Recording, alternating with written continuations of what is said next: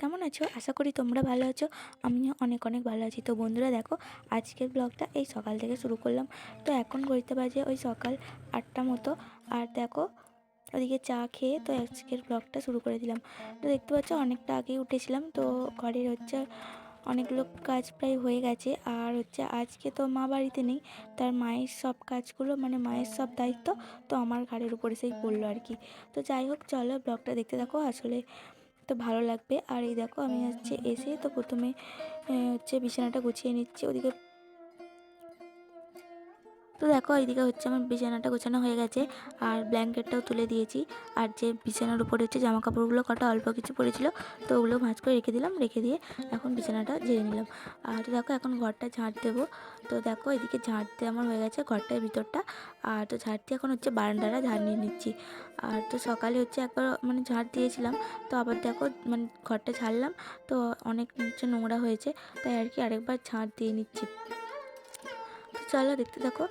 আর এই দেখো, এখানে টেবিলটার ওভেনটাও ওটা নোংরা হয়ে গেছিলো, অনেকদিনের মোছা হয়নি, মানে ইন্ডাকশানটা। আর তো দেখো, ওটা মুছে নিচ্ছি। তো ওটা মুছে তো এখন মানে এটা ন্যাতা দিতে হবে। তো উঠোনটা দেখো, মা এগুলো করে প্রত্যেক দিনই প্রায়। আর তো দেখো, আমাকে করতে হচ্ছে। আর এখানটা মানে উঠানটাকে একটুখানি ওই গোবর দিয়ে একটু মানে হাতা মতো দিয়ে দিলাম আর কি। আর এমনিতে কুকুর টুকুর আছে, তাই আর কি।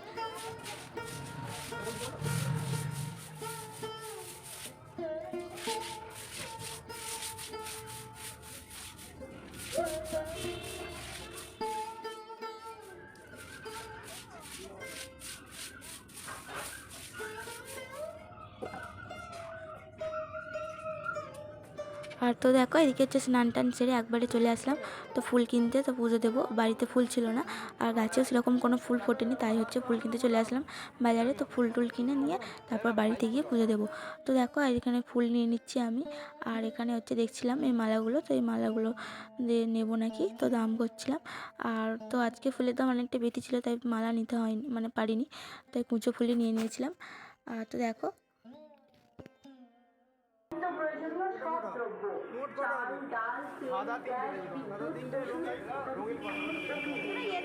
ওষুধ, বাজার, মাছের বাজারে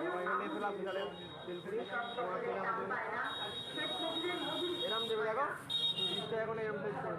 কর্পূরটা কোথায় গেল? দিদি আছে? আমি তো কতটা? 500 টাকা কুচো ফুল দিয়ে দাও। কত করে নেবে?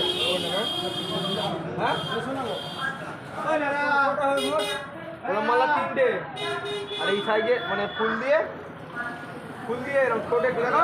তো বন্ধুরা দেখো, এখন বাড়ি চলে আসলাম এসে, আর এখন পুজো করতে বসেছি। তো চলো দেখতে থাকো, পুজোটা করে নিই আমি। আর তো পুজো করে তো এখন রান্নাবান্না আবার করতে হবে।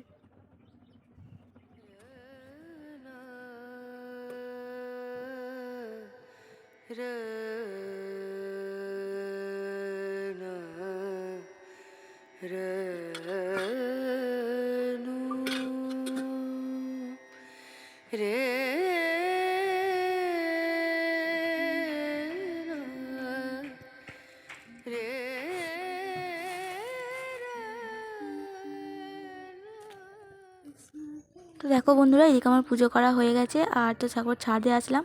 আর যে গাছটা ফুল গাছটা আমার ছিল ছাদের কোণাতে, আর ওই গাছটা একটু জল দিয়ে দিচ্ছিলাম। দেখলাম মাটিটা মানে শুকিয়ে গেছিলো। আর যেহেতু রোদের সময় তো জল দিতে নেই, মানে গাছটা মরে যাবে, কিন্তু তাও দেখলাম যে গাছটা মানে কীরকম একটা হয়ে যাচ্ছিলো, তাই একটু জল দিয়ে দিলাম আর কি। আর তো দেখো, এদিকে পুজো করে এখন রান্না বসিয়ে দিয়েছি।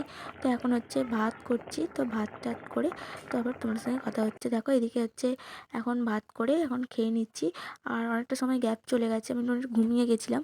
তো ডিমের ঝোল আর ভাত করেছিলাম। তো চলো বন্ধুরা, খাওয়া দাওয়া করে নিই। খাওয়া দাওয়া করে তোমার সাথে কথা হচ্ছে। আর মনে হয় মা বিকালে চলে আসবে।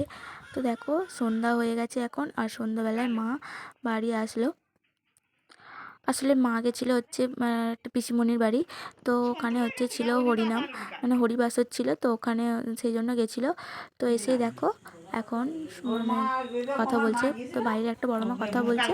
তো মাকে জিজ্ঞাসা করছিল। আর মা দেখো এনেছিল হচ্ছে প্রসাদ এনেছিল, মানে হরিনামের সেই প্রসাদ হয় না, ভোগ, তো এনেছিল। মানে সবাইকে দেওয়া হচ্ছিল, মা ভাগ করে করে দিচ্ছিল আর কি। বড় মা, তারপরে আরও সব অনেক, মানে সবাইকে পাড়ার, তো সবাইকে দিতে এসেছিলো মা, আর আমি যাচ্ছিলাম। তো দেখো, তো বন্ধুরা আজকের ব্লগটা তোমাদের কীরকম লাগলো অবশ্যই কমেন্ট করে জানিও। তো ভালো লাগলে অবশ্যই লাইক করো, তো চ্যানেলটা সাবস্ক্রাইব করো, পাশে বন্ধু থেকে যেত বন্ধু। আজকের মতো টাটা।